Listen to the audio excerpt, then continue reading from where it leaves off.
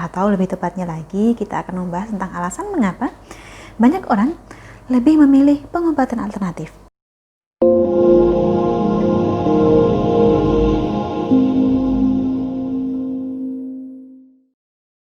Salam Rahayu, dengan Dewi Sundari di sini. Apa kabar Anda hari ini? Semoga selalu sehat dimanapun Anda berada. Kali ini kita akan membahas seputar pengobatan alternatif.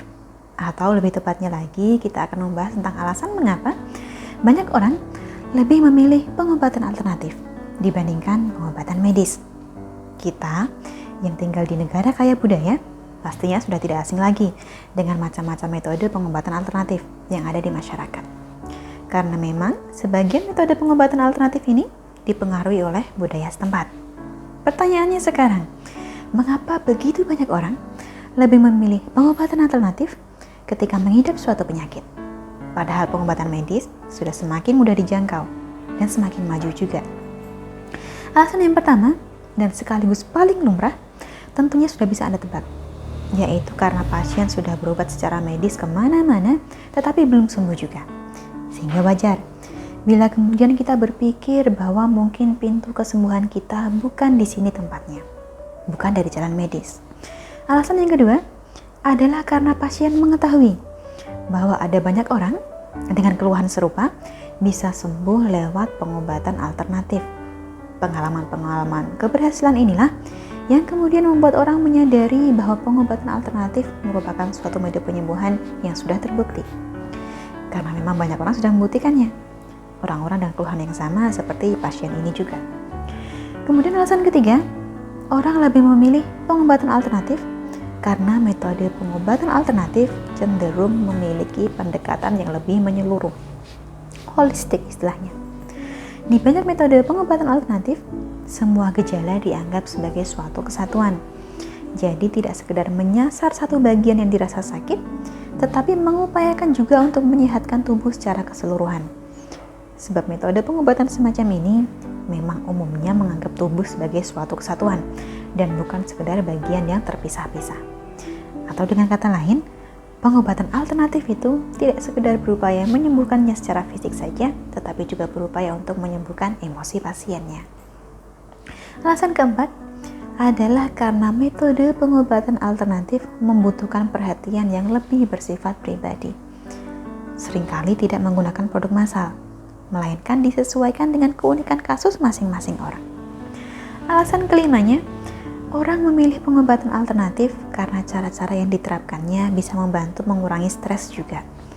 Seperti yang kita tahu, stres merupakan salah satu faktor penting yang dapat melemahkan kekebalan tubuh seseorang. Pengobatan modern atau pengobatan medis tidak banyak memperhitungkan faktor stres ini, karena bagaimanapun stres adalah bagian dari kehidupan modern yang tidak mungkin diabaikan. Dalam metode-metode pengobatan yang menggunakan terapi yoga atau meditasi misalnya, stres kerap diidentifikasi sebagai faktor utama, yang mana faktor utama ini diupayakan dikurangi dalam upaya melawan penyakit, termasuk contohnya hipertensi alias darah tinggi. Sedangkan alasan keenam, orang lebih memilih pengobatan alternatif karena dipercaya tidak merusak, tidak ada prosedur operasi, tidak ada injeksi, juga tidak ada penggunaan bahan-bahan kimia yang oleh banyak orang dianggap berbahaya dan merusak tubuh kita. Selain keenam alasan ini, tidak sedikit orang juga mengakui bahwa dirinya secara pribadi lebih memilih pengobatan alternatif karena metode pengobatan alternatif dapat meningkatkan energi dalam tubuhnya. Sehingga tidak hanya merasa lebih sehat secara fisik, pasien juga merasa lebih sehat secara mental. Secara umum, termasuk dalam macam-macam keunggulan pengobatan alternatif yang selama ini dirasakan orang, antara lain adalah yang pertama, dapat mengurangi stres pada pasien, terutama stres yang diakibatkan ketidakpastian mengenai penyakit yang dideritanya dari sudut pandang pengobatan medis atau pengobatan konvensional. Selain itu, yang kedua, pasien juga merasa lebih terlibat secara langsung dalam penanganan penyakitnya.